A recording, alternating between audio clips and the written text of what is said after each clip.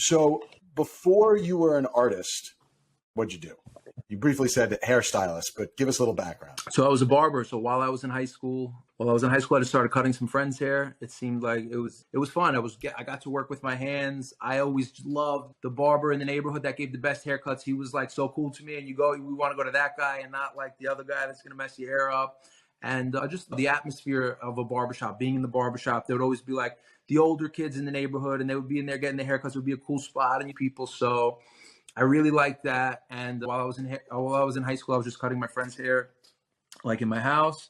And the week I graduated high school, I started working in a barbershop.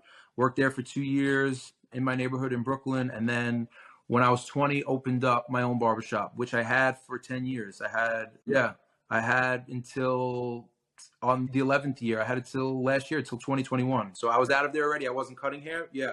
But I still owned and operated it, which we'll get into that as well, because we'll get into that later. But that's what I was doing. So it was hands-on. I was working with my hands, and it felt artistic, and I loved it. When I did it, I was all in. I loved it. I was into the business, and I built the business. I designed it, and I built the business, and I loved what I did. But as soon as I started painting, and like the artistic freedom that I experienced without anybody telling me what to do, because everybody wants the same haircut. You have very little artistic freedom when you're cutting hair. You're stuck in the medium of hair. Plus everybody from the neighborhood wants the same haircut. You want a skin fade with the comb over, or a few years before that, it was like straight down with the box out. You know what I mean? So let me silence. I think that was you anyway, but let me silence. That was me. But you started and ran a real business. Yeah. So okay. And as soon as I started painting, I didn't know how I would turn it into a business. It was not the plan at all, but I just knew that I needed to keep doing this. And so you have a barbershop that you're running a business. You have probably making an okay income. At what point? Obviously, you got a couple inquiries. Oh, sell art. At what point were you like, I could do this full time? Maybe it was I really can't think of one moment. It was years of, it really was years of starting to think it was possible, and then just growing my confidence in believing in that, and thinking that it was, and knowing that it was possible. It really did take years, but yeah, that first year selling pieces for $100, $200, $300. And then like, all right, I got to get up to $500, $1,000. And then I would say, so I stopped cutting hair. So I opened up that barbershop in 2010. In 2015, I started painting in 2013. In 2015, I went on this trip to South Africa. It was like a volunteer trip. And I got to paint a big wall like for these kids in the township. It was really cool. And I came back from that trip and I was like, I'm willing to take a huge pay cut. I was not making the money in art yet that I was cutting hair. So cutting hair is super consistent. You're not going to get rich, but it's very consistent. You know what you're going to make, and it was good. But everybody needs a haircut. Everybody needs a haircut. But I came back from that trip, and they talk about travel is so important. And I'm not travel like Miami, LA, Vegas. Like that's different. I look at that like those trips for me are more like business. But I mean travel like the world, and go to see how people live, like in Africa, in different places, different cultures, Europe and the Middle East, Asia. I came back from that trip and it just, I don't know, gave me I was like, I can't spend any more time in this barbershop. I'll figure out how to make the money will come. And that was it. I stopped cutting hair. I told all my people, I was like, it was 2 steps. At first I cut back from working full 5 days a week, probably 50, 60 hours. I cut down to like 20 hours. I just kept my friends. And then like a year after that, I was like, guys, I'm done. I can't do it anymore. So it was a gradual process, and it takes a leap of faith, but I believe you do have to let that happen in time. I don't believe, if I were to give advice to somebody, I would say, figure out how you need fuel. Yeah. So if you have this vision, if you know that you want to do something, but you're not making money in it yet, whether it's music or painting or something, and you need fuel. I look at it like that's a destination. You want to get there, but you need fuel to get there, and you have to fuel that. And I think what's important, not to just cut everything out right away. So some people, they're scared to cut it out and they'll stay in that job forever, the 9 to 5, and that's not good. But on the other side of it, you don't want to just cut everything out and then it might stifle you. You need some fuel to get where you want to go. So I would say come up with a plan, which is what I did for that year, I guess, only working maybe 20 hours a week just to get enough money where I could like pay my rent, pay my car, pay my cell phone, and that was it. And then everything else you could figure out. But whether that's waiting on tables 2 nights a week, something where you could make money just enough to get by, and it's not going to take too much of your time, and then you have your time to work on your craft when you go home at night or whatever it is. Again, painting, whatever your art is. But you need fuel to get there until you could take, and then you take, it doesn't have to be like you're making you have a $150,000 job on Wall Street and then you just quit one day and then that was it, and then you go to zero and you only work on your art. If you could do that, great. If you have the confidence to take that leap to go straight into the deep end, great. But mine was a little more thought out and gradual. Like I walked into the water on the shallow end and then I swam. And for me, however you get in the water, do it. But for me, that's how I did it. Yeah, I've gotten in the water, got in the pool, and then got out of the pool, went back to getting some work, and then got back in the pool. I've done it a little piecemeal, but I think you're correct. Being funded correctly such that you have the ability to go through like a light spot or to finance like your big project ideas, whatever it might be, is super important and but also in fairness, if you don't take that huge leap, if you don't burn the boats and take that huge leap, sometimes you don't get to that really creative place and you don't really achieve your goals. Like you can compress how you achieve those goals. So 100%. And I did. All right. So now you're no longer cutting hair. You're now painting full time. So let's talk. I like to figure out where and how people make their money. So on the revenue side, what kind of work do you make? Do you make paintings? Do you make prints? Now you're doing sculptures? And what was the evolution of that work like? So still a lot is private sales, which I've been lucky. The following has been as I'm talking about, my leap of faith has been gradual, and like over a 10-year span, my following has been too, and they've grown with me. People from the street art, it built up like a real grassroots community that now has followed me and grown. But the main thing is canvas, of course, canvas work, paintings. I have some galleries that I work with.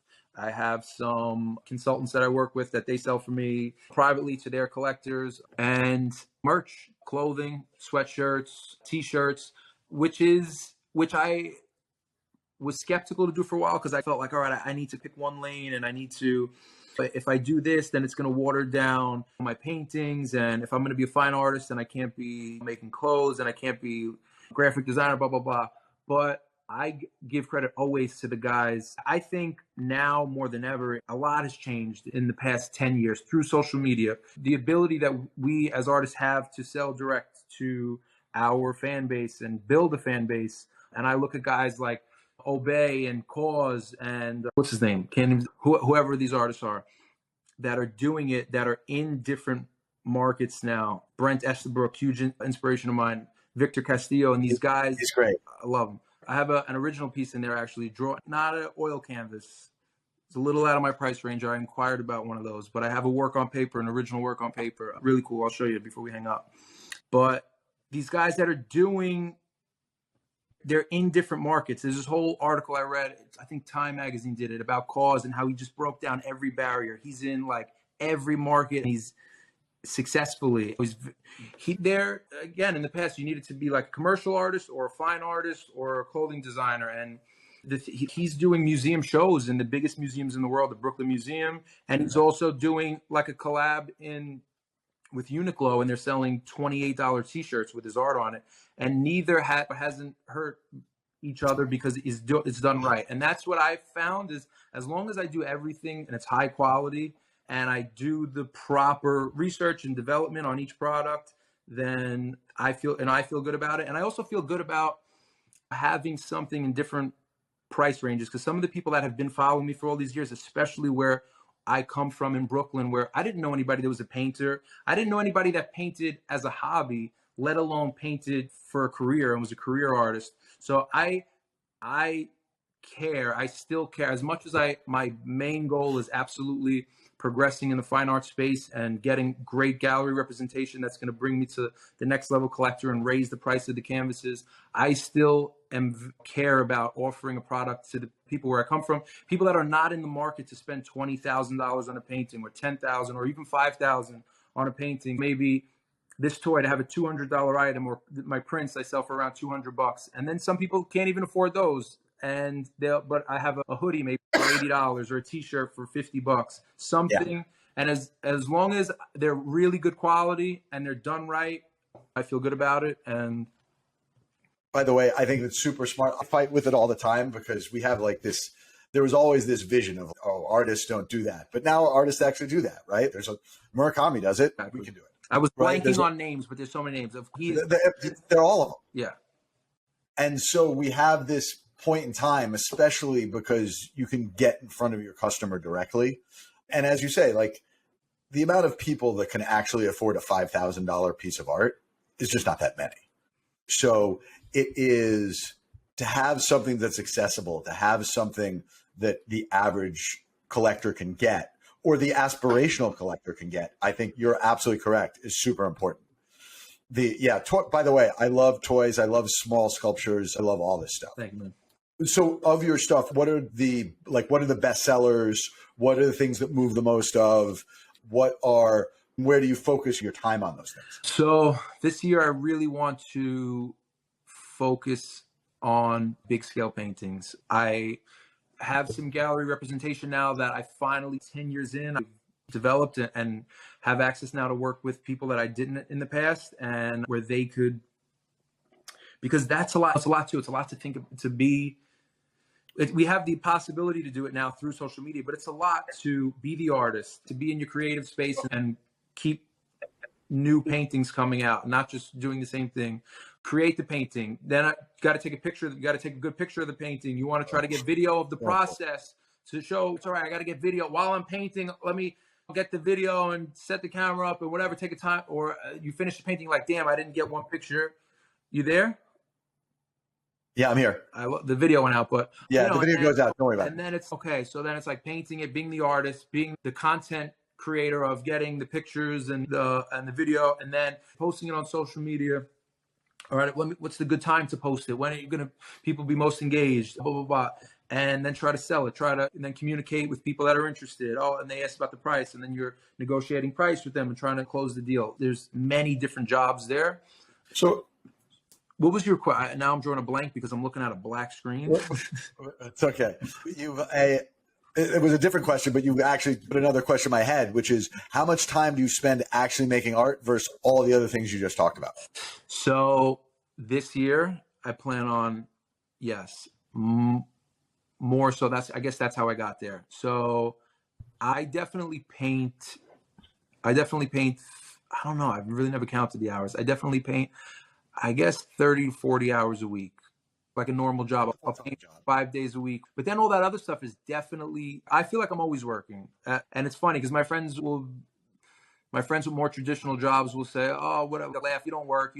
But I swear from the time I wake up to the time I go to bed, I'm doing some form of work. If I'm not painting, I'm on talking to somebody about something, some deal, communicating, getting a deal done, sending it in something. But this year, I want to spend, I would say right now, maybe, I don't know, 60-40 painting versus everything else. But I want it to be like 80-20. I want it to be 80% painting, just time in the studio painting, creating, and then having, building a team is hard, but it's important. And I finally have great brokers, consultants that I work with to do the selling. I have a great a friend that sends the invoices for me and does that, QuickBooks, accounting. So that's important too, is building that structure where you could, designate that work to the right people and you could just focus on your thing, because there's a lot of hats to wear. And in the beginning, you don't have the funds to pay the team. So you have to do everything and you have to